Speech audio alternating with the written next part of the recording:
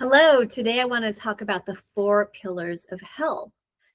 And number 1 is nutrition. Of course, what we eat makes a huge difference. Number 2 is our emotional and mental health. Number 3 is our body movement. We all know that exercise is really important. And number 4 is our self-care. Self-care meaning, like, are we getting enough sleep? Are we taking care of our stress? How are we living our life day to day? Are we finding joy in the little things? Are we happy most days? But today I want to go over nutrition and really easy ways for you to start eating nutrient-rich foods and foods to really start focusing on to heal. And here is what I did, and I did it the hard way. When I first was diagnosed with MS, I realized that I could heal my body mostly through food. And what I did was I went to the grocery store, filled up on all these veggies, fruits, and quality meats, and I just started eating them without having any recipes in mind. Just started kind of like gnawing on spinach and eating raw carrots and, eating all these foods that nature gave us, right? The foods that we should be eating without really thinking about, okay, how do I make this taste good? Because I was on the SAD diet, the standard American diet, which most of us are on. And most Americans, and like a lot of other people in the world, eat too much processed foods. And we need to start eating whole foods. But there's so many things that you can do to make those foods taste good. So I want to give you a bunch of tips. Number 1, in the summer, I love going to the farmer's market. And these foods that these farmers bring are all local and they're sustainable, meaning they're grown without chemicals and harsh pesticides.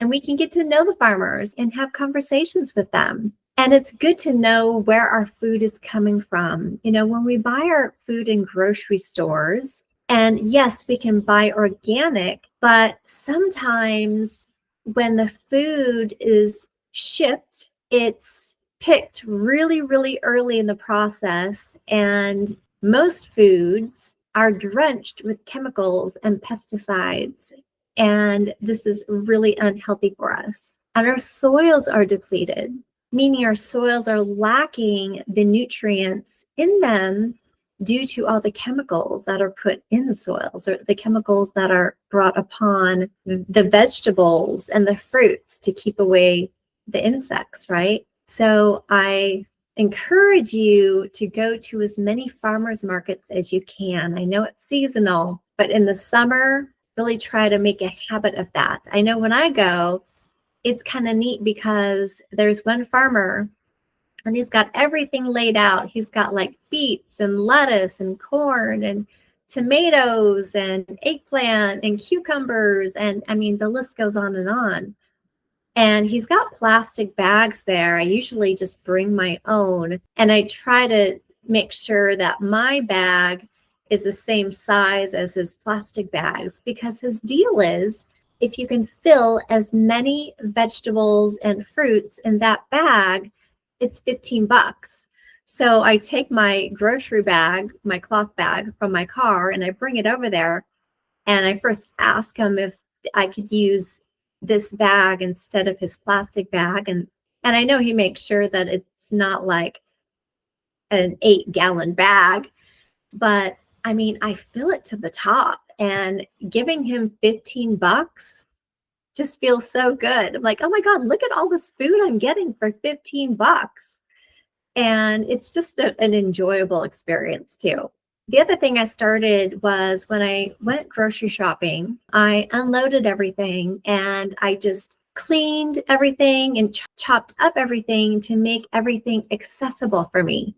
So for instance, carrot sticks, celery sticks, right? Chop them up, put them in water, put them in the fridge so that they're all clean, ready to eat.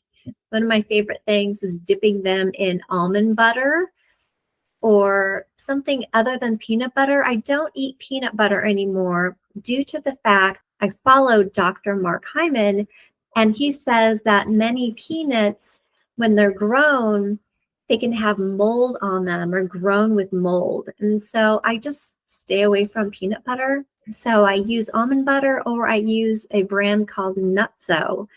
And this is something that I get at Costco. And it's like all the nuts in it except for peanuts. And it also has like flax seeds and chia seeds and sunflower seeds. So it's so good. But anyway, that's like a healthy hack that I have. When I'm hungry and I want a snack, that's what I like snacking on. The other thing is nuts and raisins. I like to make my own trail mix, because buying trail mix often has a lot of trans fats in them and added sugars. That's why I like making my own trail mix. And sometimes I'll add dark chocolate chips to it, and which makes it so good. The other thing I like to make a lot is tuna salad or egg salad. And I choose a mayonnaise that is either olive oil based or avocado based. So these are healthier mayonnaise choices. Now you can make your own mayonnaise too. I mean, I've got that in my cookbook on how to do it. It's pretty easy, but it is easier to use a store-bought mayonnaise brand that you trust. The other thing I do is, I start cutting up peppers and cucumbers and things that I like to eat naturally. And it makes it easy when things are cut up and I can just throw my salads together, right? I can grab my lettuce, and if I've got most of my things cut up all the time, it just makes lunch and a side dinner dish really easy. And then bringing home melons, watermelon or honeydew or cantaloupe, I like just bringing it home and chopping it up, putting it in the fridge in a container. Then it's just available to eat. If I don't chop it up right away, it sits there for like a week, and then it starts to go bad. And then, especially like avocados, they go bad really quickly. And so I try to eat those right away. And avocados are not cheap anymore. So I feel like I'm getting a deal if I can get like an avocado for $1. And sometimes that's even hard to do. But I buy a lot of oranges. And sometimes, when I'm in the mood, I try to buy some other kinds of fruits or produce I don't normally buy. Like jicama, for example. Jicama is so good. And again, I'll cut it up, throw it in the fridge, and eat it as I go. You can even add it to salads. It's really good. And if you've got kids, kids always want snacks, right? And they always reach for cookies and donuts and the bad stuff. And if you can start doing this, like buying grapes, buying beef sticks, buying cheeses that are better for you, like cheeses made from goats or sheep. These are casein A2 cheeses, and that might be something that your kids will love. A lot of people are not allergic to casein 2 cheeses, which are milk products made from dairy cows, but they're bred for casein A2 or goats or sheep milk, for example. Cheeses in that category is much healthier for you. But put together some snacks for your kids, lean protein like beef sticks, grass-fed beef sticks made from grass-fed cows, or just like wholesome ingredients, like I said before, a trail mix or fruit. Peel oranges, cut an orange in half and give it to your kid, have that as a snack. And there's something that I just made recently, and it was so good. So quinoa. If you have never made quinoa before, it's just like making rice. So it's 2 parts water, 1 part quinoa. So just the other day, I made a batch of it. So 1 cup of quinoa, 2 cups of water. You simmer it for about 15 minutes. The quinoa soaks up all the water, and it's a seed. And it really makes like 4 cups quinoa at least when you're done. And I made a quinoa salad. So I took 2 cups of cooked quinoa, threw it in a bowl, and then I chopped up 2 cups of dark greens, put it in the bowl, and then I just added all this other stuff to it. There's so many things you can add to it. I put in like 10 cherry tomatoes. I cut the tomatoes in half. I added half a can of artichoke hearts. I cut those up and put it in. I added a third of a can of sliced black olives. I added a clove of garlic that I minced and threw in there. I also cut a lemon in half, squeezed it, put that in there, added about 2 to 3 tablespoons of olive oil, and then put in probably like a half a teaspoon of salt, good salt. I used Himalayan salt, and then pepper to taste. Mixed it all up. God, it's so good. It's so good for you too. And quinoa is loaded with protein. It makes a complete protein. It's got so many vitamins and minerals just in quinoa alone. And I'm not even talking about all the extras that I added to it.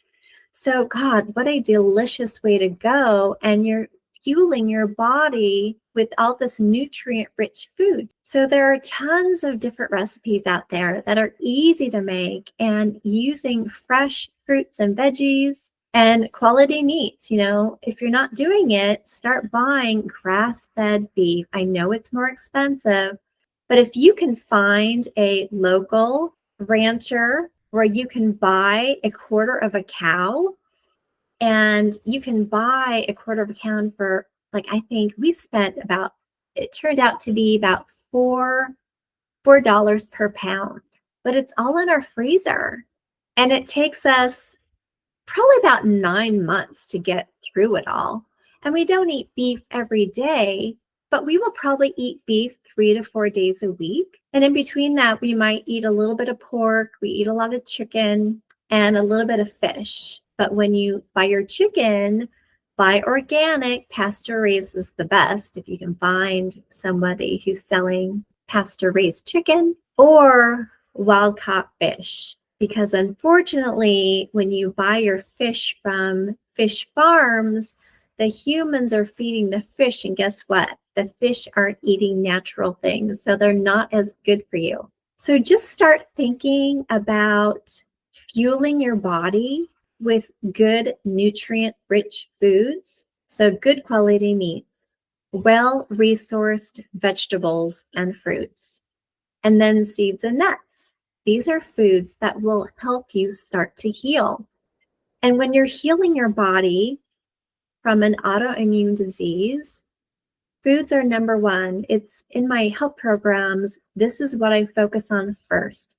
In the first 6 weeks of my program, I'm teaching people what macronutrients are, what micronutrients are, and everything that our body needs to start healing and to start giving our body the ingredients that it needs to thrive. So this is a short video. I hope this helps.